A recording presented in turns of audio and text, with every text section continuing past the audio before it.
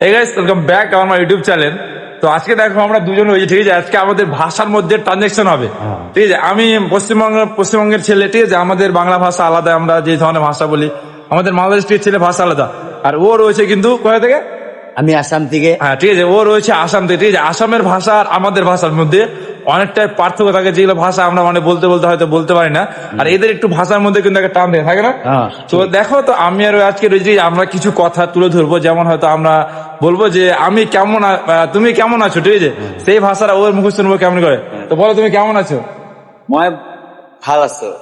মই ভালো আছো।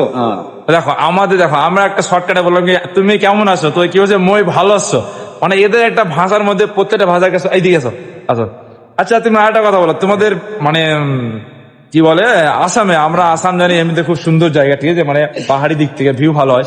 তো তুমি বলো তোমাদের আসামের সবচেয়ে বেস্ট প্লেস গুলো কোন কোন জায়গা, মানে মানুষ ঘুরতে ভালোবাসে এরকম আমরা আসামের মধ্যে যেরকম মেঘালয়, তারপর হলো ডিমা হাসাও, নতুন নতুন জায়গা আছে, হিলস এরিয়া। এদিকে গেলে সুন্দর সুন্দর ভিউ দেখতে পারবে।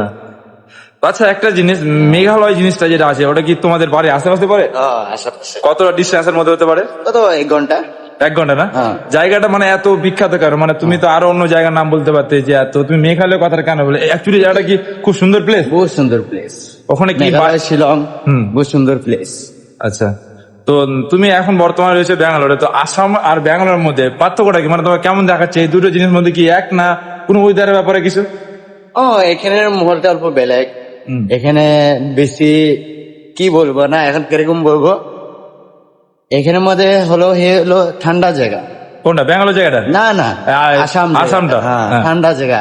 এই জায়গাটা হলো অল্প গরম টাইপের মতন জায়গা, পপুলেশন বেশি, এমন জায়গা। তো এখন বর্তমানে জায়গাটা কেমন লাগে, ভালো না খারাপ? ভালোই লাগছে, খারাপ তো লাগে। সত্যি কথা বলতে দেখো, যারা যারা মানে এই ভিডিওটা ব্যাঙ্গালোর থেকে দেখছো, এই ভিডিওটা তাদের জন্য।